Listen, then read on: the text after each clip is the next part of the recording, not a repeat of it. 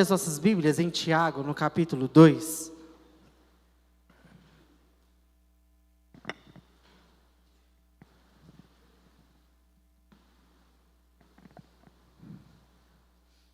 Tiago, capítulo 2, a partir do verso 14. Diz assim a palavra do Senhor: De que adianta, meus irmãos, alguém dizer que tem fé, se não tem obras? Acaso a fé pode salvá-lo?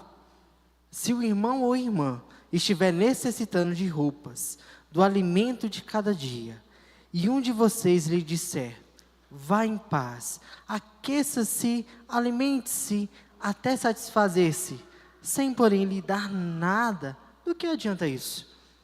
Assim também a fé, por si só, não for acompanhada de obras, está morta. Mas alguém dirá: você tem fé, eu tenho obras. Mostre-me a sua fé sem obras, e eu lhe mostrarei a minha fé pelas obras. Você crê que existe um só Deus? Muito bem, até mesmo os demônios creem e tremem. Insensato, quer certificar-se de que a fé sem obras é inútil. Não foi Abraão, nosso antepassado, justificado por obras, quando ofereceu seu filho Isaque sobre o altar?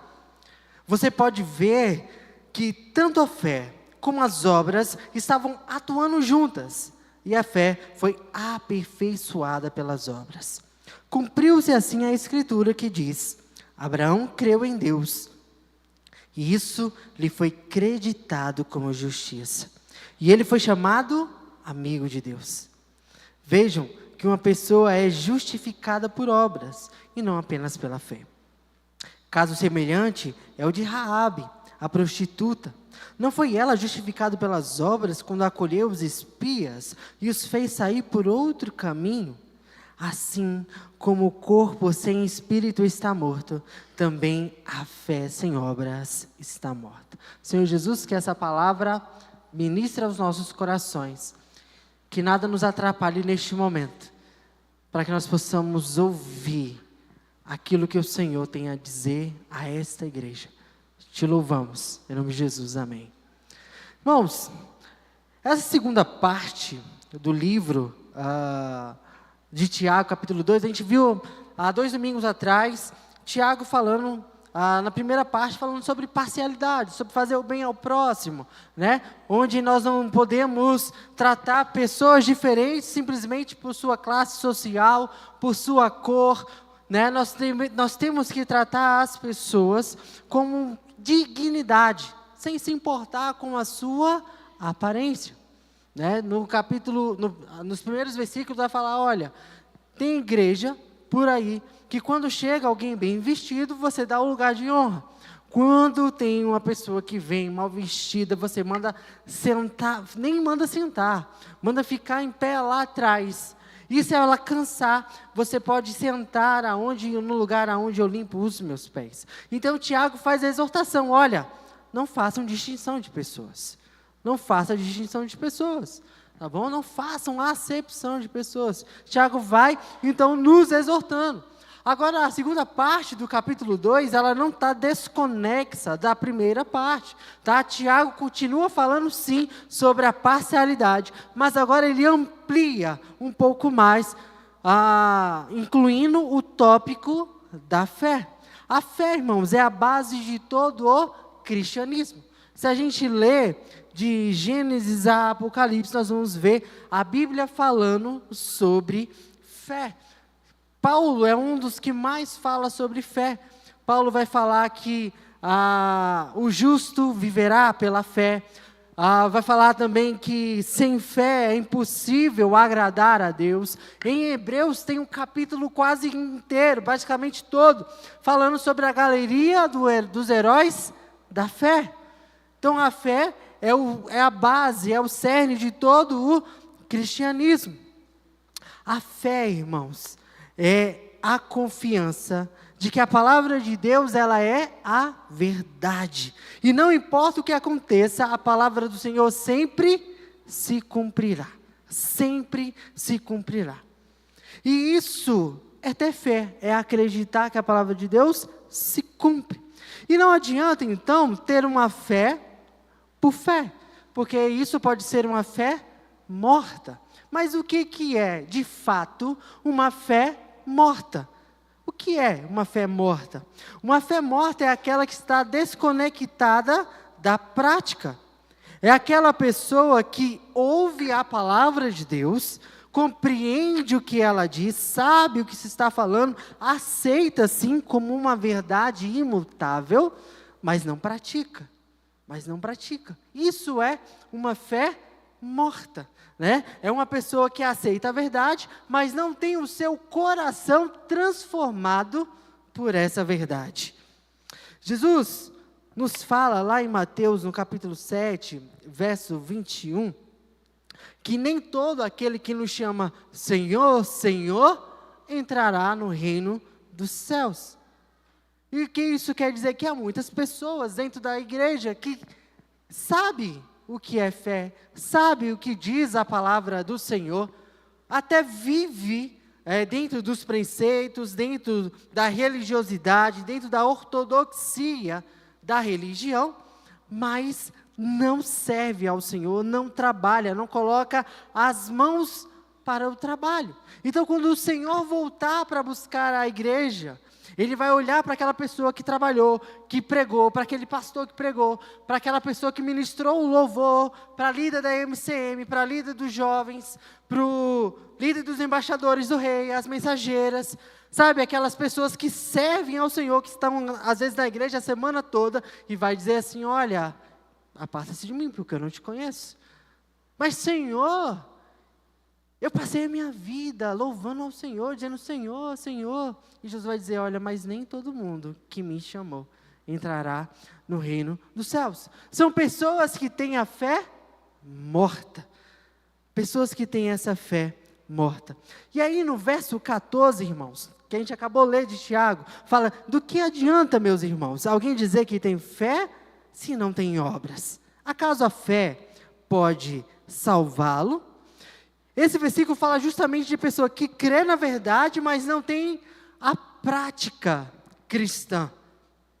A fé está apenas na mentalidade, está apenas na mente, está simplesmente no seu intelecto, está no seu intelecto apenas, mas não está nas suas ações, não está no estender da mão ao próximo necessitado. E Tiago, ele continua nos informando que esse tipo de fé é uma fé imprestável, não serve para nada.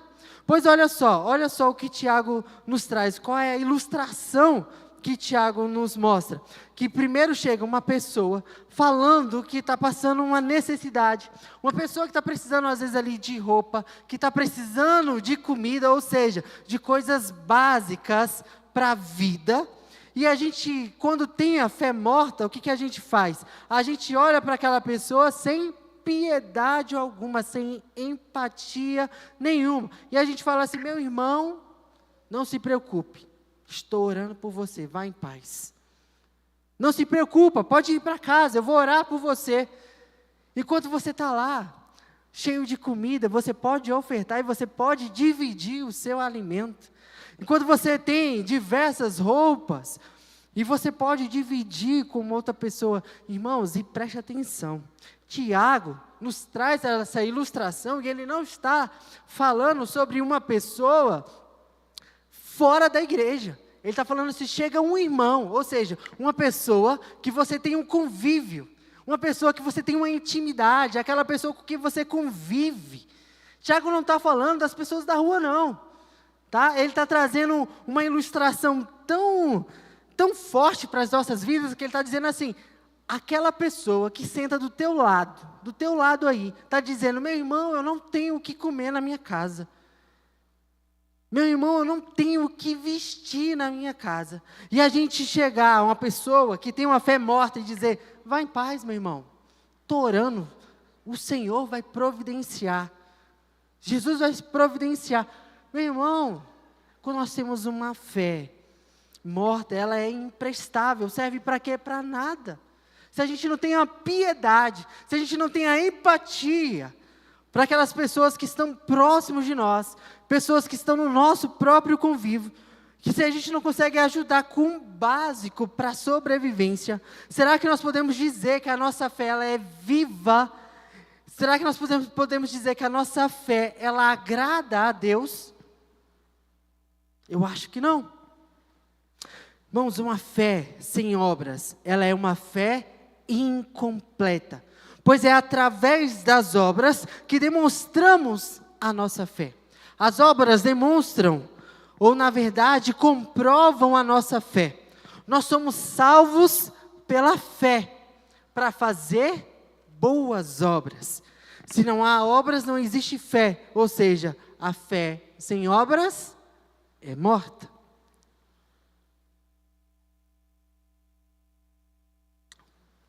E uma fé morta não produz salvação. Tiago continua falando dessa fé morta. E lá no versículo 19 diz assim: você crê que existe um só Deus? Muito bem. Até mesmo os demônios creem e temem ou estremecem. A fé morta, irmãos, ela está enraizada no nosso intelecto, na nossa mente. Sabendo que essa é a verdade, mas essa também é a mesma fé que os demônios possuem. É a fé que os demônios têm, eles compreendem, eles sabem que Jesus Cristo é o Senhor e Salvador.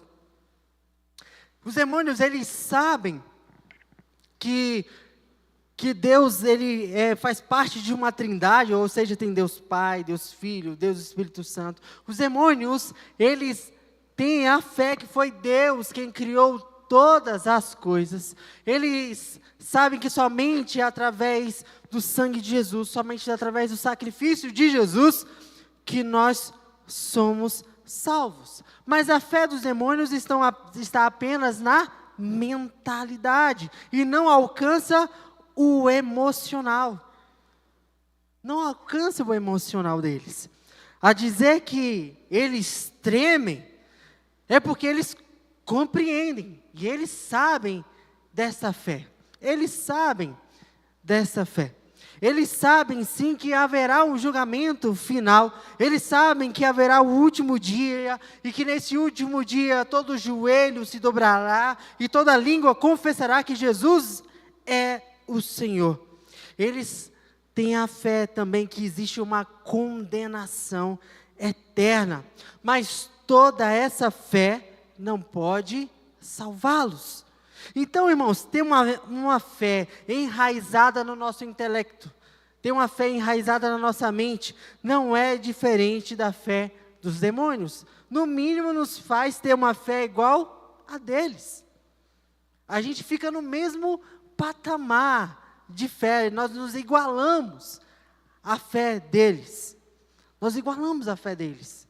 Não há uma diferença quando a fé fica somente aqui e quando ela não vai para a prática cristã. No último censo que o IBGE fez, nos foi informado sobre a opção religiosa das pessoas no Brasil, né? E foi demonstrado que os evangélicos continuam crescendo.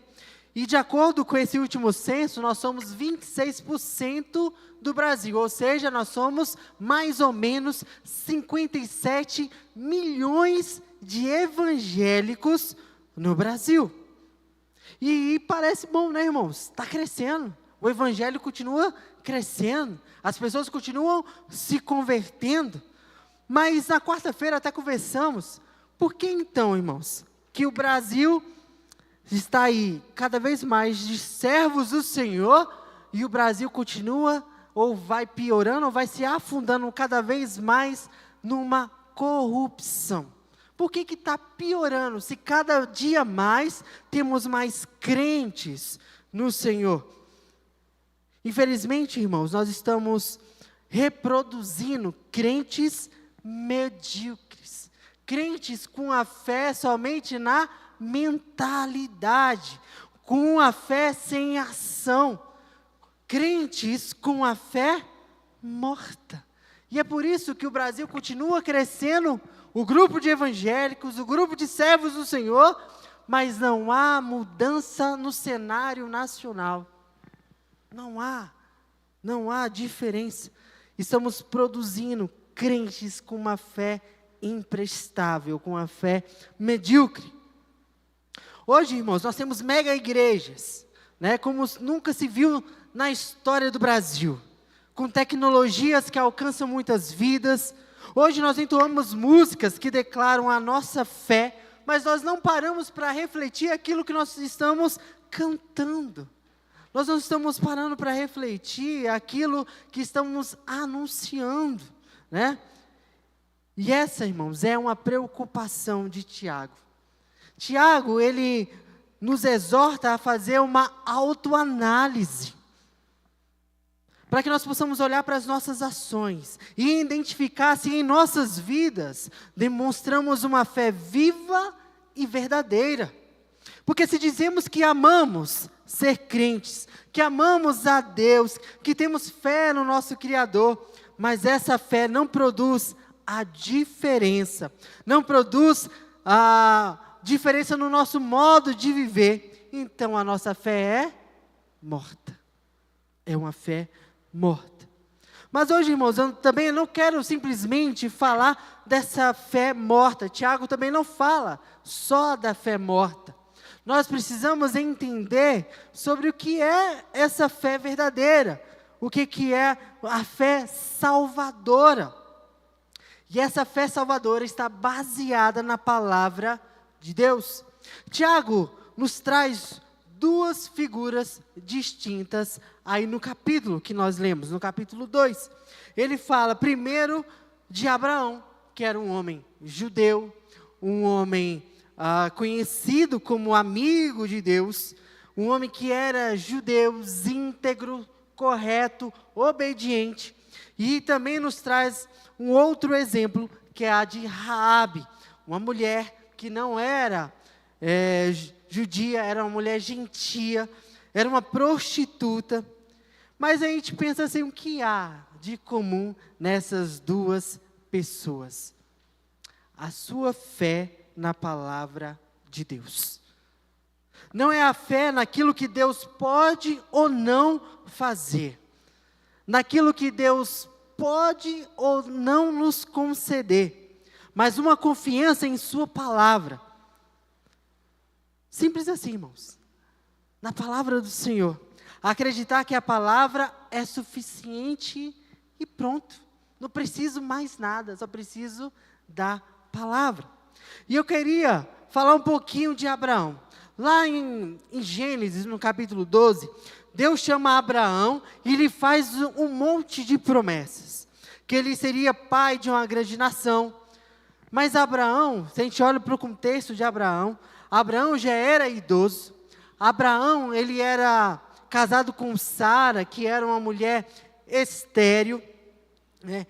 Mas mesmo assim, Abraão crê.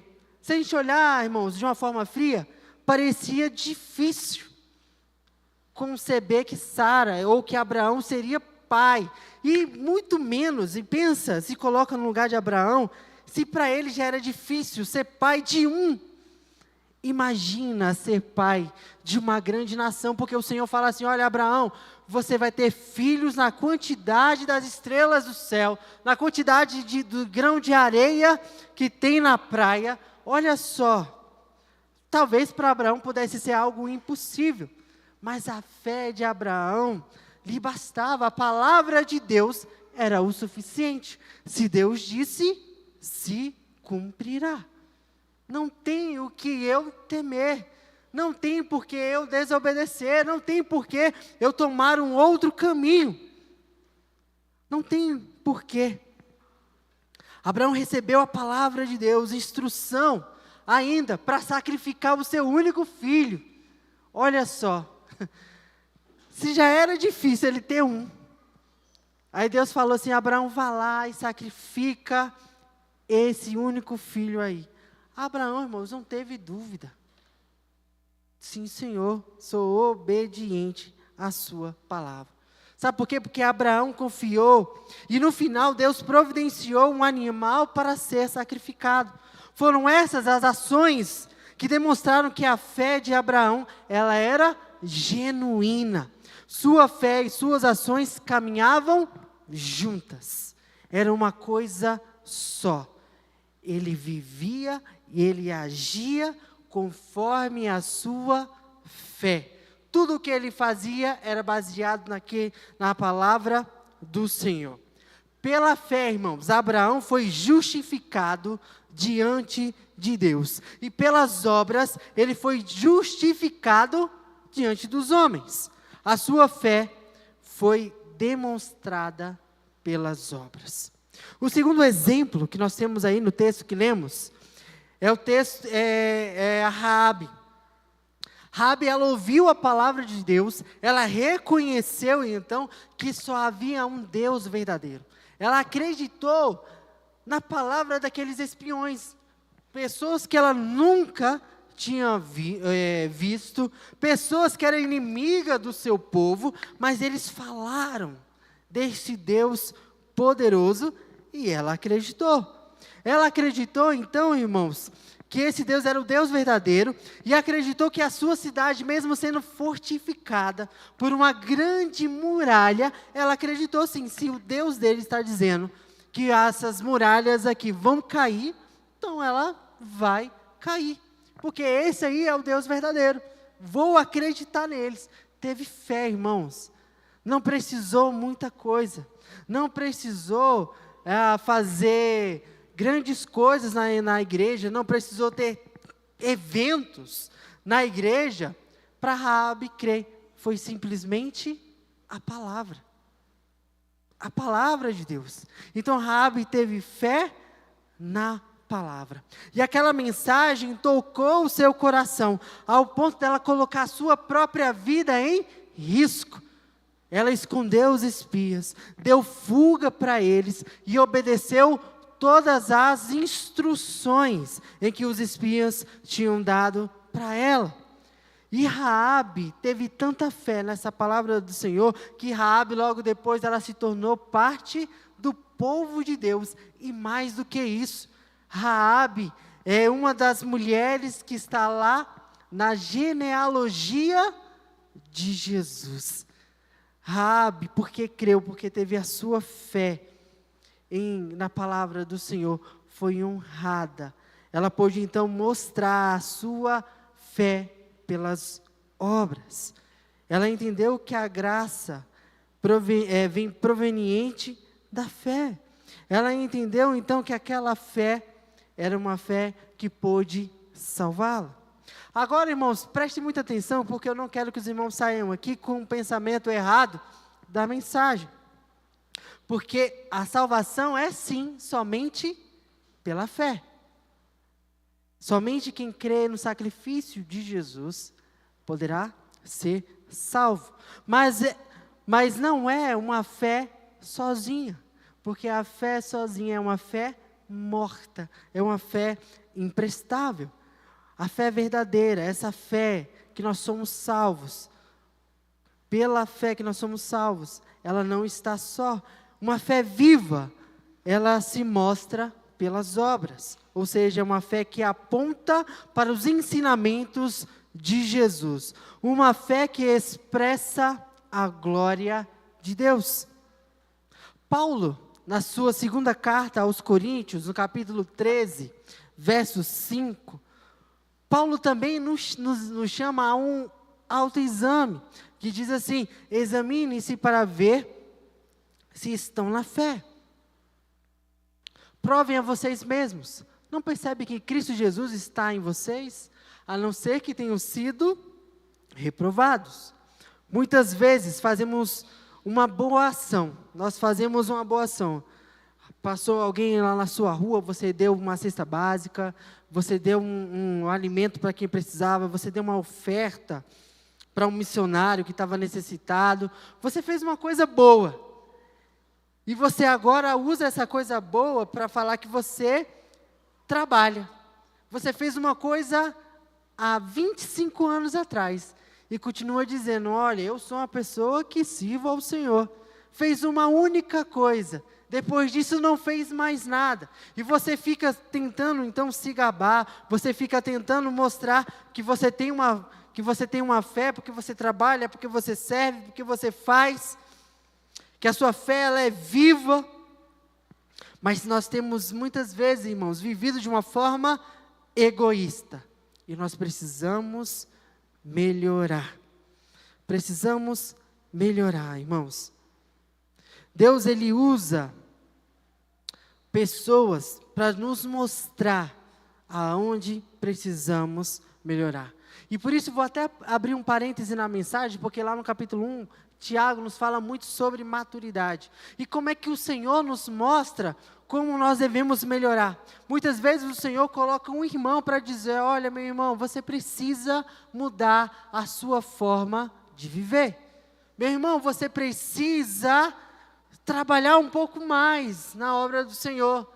Às vezes Deus coloca um pastor para trazer uma mensagem. Às vezes Deus coloca uma pessoa mais jovem que você. Às vezes Deus coloca uma pessoa mais velha, mais experiente, para chamar a sua atenção. Tenha maturidade para receber a exortação. Tenha maturidade para receber essa exortação e esteja disposto a ouvir e a corrigir os seus erros. Que possamos ter essa maturidade de entender que Deus coloca provações nas nossas vidas para que nós possamos ser aprovados. Precisamos ter maturidade. Deus quer que Ele coloca provações para que nós possamos ter uma fé viva e não a fé morta. Então se liga aí, o Senhor está falando contigo para que você mude a sua forma de viver, a sua forma de agir.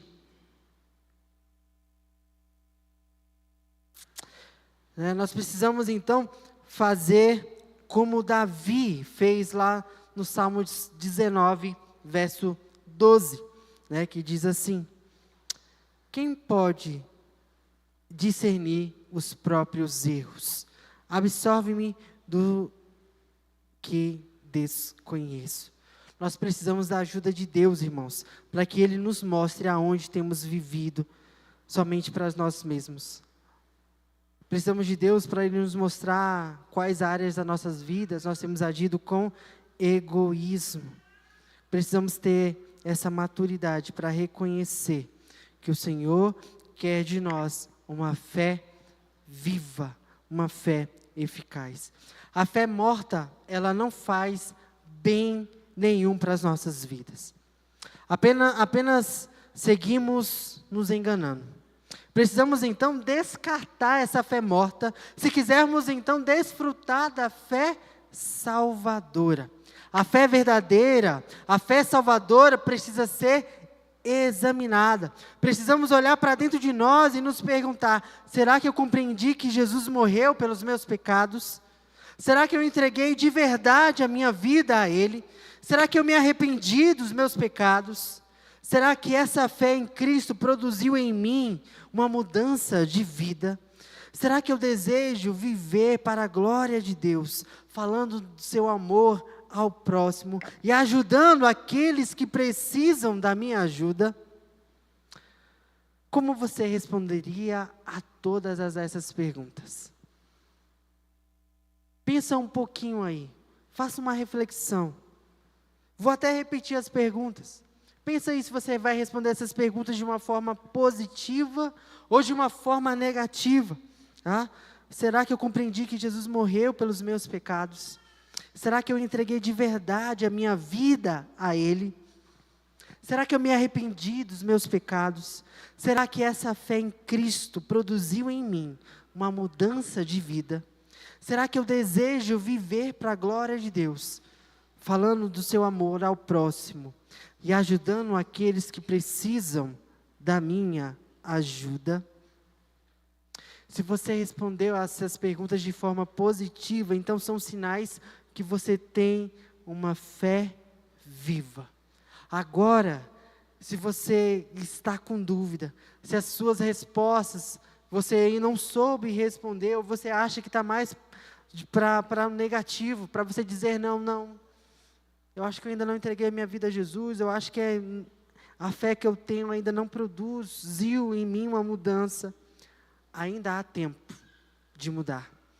Ainda há tempo de você transformar essa sua fé morta em uma fé viva, em uma fé que você vai poder dizer: olha, eu vou mostrar para você a minha fé pelas obras, porque eu trabalho não para mim, não para a minha glória, mas para a glória do Senhor, porque eu ajudo a quem precisa, não porque eu sou melhor, porque a palavra do Senhor me diz que eu não preciso me preocupar, porque é Ele quem me sustenta, porque a palavra do Senhor me diz que eu tenho que amar o próximo como a mim mesmo, não para a minha glória, não porque eu sou melhor do que ninguém, porque eu quero mostrar para as outras pessoas que a fé verdadeira é a fé que pode salvar. Então não saia daqui hoje sem que você possa entregar a sua vida a Jesus, ou clamar a Ele, pedindo: Senhor, transforme a minha fé, para que a minha fé seja uma fé viva, uma fé salvadora. Eu não quero, Senhor, ter uma fé igual a de demônios. Eu não quero estar no mesmo patamar, aonde eu já ouvi da Tua palavra, acho bonita, entendo que é uma verdade, mas eu ainda não consigo praticar. Me ajuda, Senhor, me ajuda. Que outras pessoas possam olhar para a minha vida e crer e saber que eu vivo para a Tua glória.